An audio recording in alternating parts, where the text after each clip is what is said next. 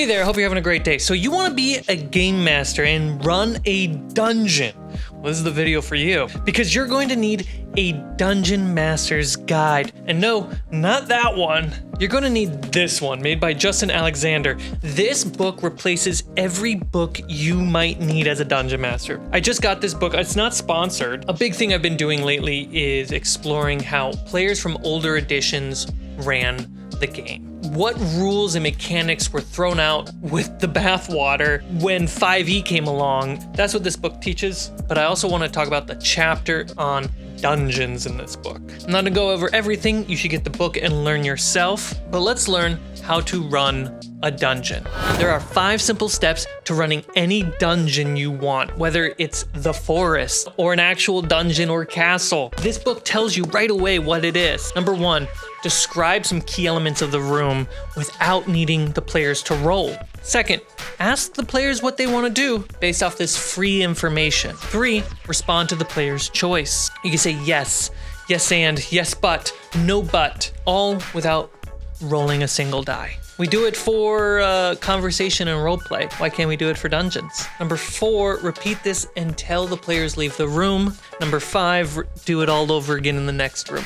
That's how you run a dungeon. That's how you DM. It's way easier than you think it is. And the beautiful thing about this structure and the simple steps is that it's so repeatable that you're going to get so many reps out of it that you'll be good at it by an hour into the game. By the end of the adventure, you're going to be a pro. One of the most important things this book illustrates is to default with yes. It's too easy to tell players no. In fact, it hurts players to tell them no. It implies to them that actually this puzzle's super easy and there's only one way to get it. That it's not that complicated and you're adding complications to it. There are no consequences and no creativity needed. In fact, all you have to do is push X, triangle, square, and circle, and you've defeated my puzzle. This has bigger consequences on newer players where saying no to them teaches them that they should just shut up and sit still while the dungeon master tells a good story. It has even greater consequences when kids play the game. You tell the kids no when they're trying to be creative and solve a problem. You tell no to a player when they're worried about the consequences of the game. When actually that creativity, that foreshadow of complications and those consequences are all good ideas that you can take as a dungeon master and say, yes and, or yes but, or no but. Honestly, if you want to be a great dungeon master and you want to run great games, if you just simply practice defaulting to yes instead of saying no to your players, you will improve the quality of your game tenfold. We are taught to say no at such an early age that it affects how we even listen to other people. Our parents say, no, don't do that. No, you can't do that. No, our teachers tell kids, no, you can't do that. No, that's wrong. No, you don't do this. You need to start saying yes to your players and encouraging their creativity and encouraging their ideas. Yes and yes but. Yes and is when you say yes to somebody's idea and add your own idea or someone else's idea on top of that yes. What that leads to is a stacking of creativity and everyone feels like they can add value to the idea. Yes, but where you say, yes, that idea matters, but here's a consequence. Here is a complication. Here is a challenge that is tied to that yes. So you can choose that, you can do that idea, but something negative will happen as well. You add a lot of weight to an idea. It's still fun. It is absolutely still fun, but it's a different type of yes. On the flip side, no but. When you say no to an idea, but you add a compromise, not a complication, a compromise. No, you can't just knock this door down. It's way too powerful, way too magically protected. But you could find a way to diffuse the magic, and then you could knock it down. Another important thing that not just this book, but other books that I read talk about is fantastical names, rememberable names. A friend of mine used to work for the FBI and he talked about how he had to be taught a certain way to memorize information. And what you do is you create a folder in your brain and you name it a thing or base it off a central idea. And then you stuff all the things in there that are related to it. So all you have to do is remember that one thing and then all these little ideas follow. naming your places and your factions work just the same. Name this fortress the Fortress of Memories. Okay, whatever that name means, say yes to, because that's cool. But also, what are the things that you have tied to this location and now naming it the Fortress of Memories captures it. And when you remind yourself, Fortress of Memories, I know all these details that come out. And the same thing with your players. Having fantastical names makes it more memorable for them, and they can go, oh shoot, the Fortress of Memories! Something in older editions that the new edition of the game completely ignores. I don't understand how to run. If I was to pick up the Dungeon Master's Guide or the Player's Handbook, I would not know how to do this. But by picking this book up, I know exactly how to do it, and it's based off older edition. How to run a dungeon, how to walk through a dungeon. The point of dungeon diving is exploration, is player choice. This is where player choices matter the most. And I didn't learn how to do that until I started learning from older editions. I really don't play any edition of D&D at this point. I kind of just play a mod podge. One of these dungeon procedures that are from older editions is the dungeon turn. Similar to any turn in combat or any turn in a board game. Every 10 minutes is a turn in the dungeon, and there are things that we can assume have happened in those 10 minutes. It allows us to track time easier, which is important. People who say, oh, who cares about tracking time? It matters. You got a spell, and on that spell says 10 minutes, on that spell says an hour, and I'm not going to sit here and you go, oh, is my protection spell still up? I don't know, dude. How many turns has it been? Haven't you been tracking the dungeon diving? Having turns that allow you to track in-game time for special effects, durations of gear, and items matter. And during those turns, you roll to see if you find treasure, explore a room, bump into a monster, investigate certain things.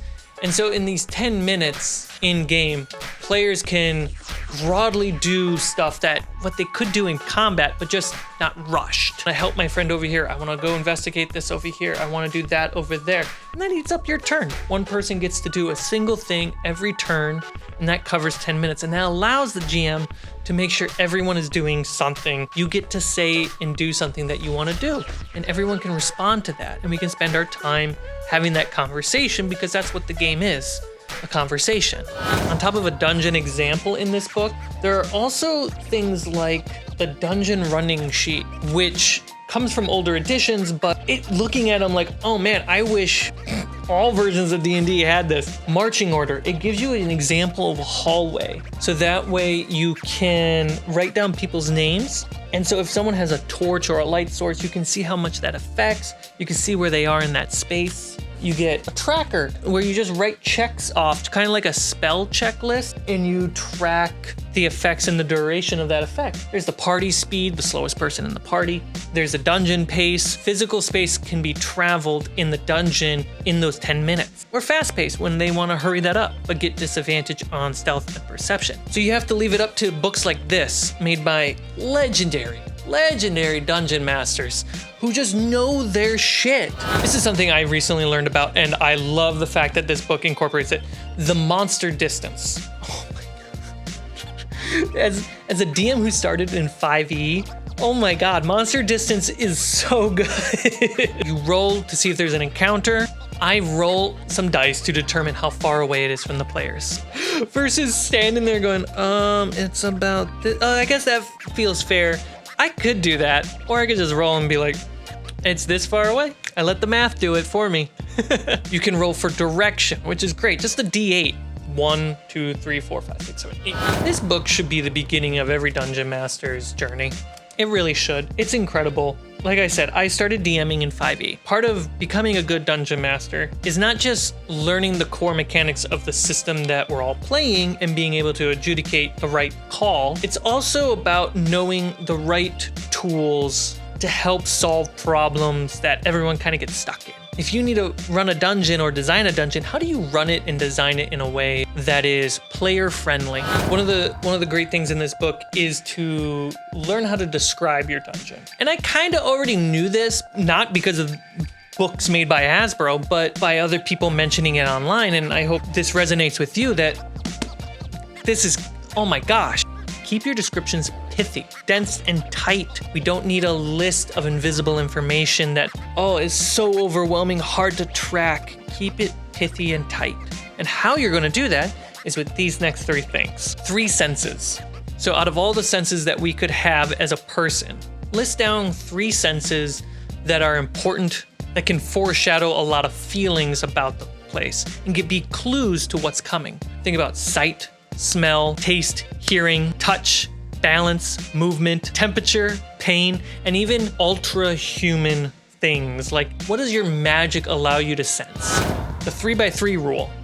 This is something I've learned to start doing actually from this writer's blog. The rules of 3 in the sense, and rules of 3 matter the most because that's a thing that's in film, that's in writing, it's in everything. 3x3 implies whenever you need to describe something, give it 3 elements.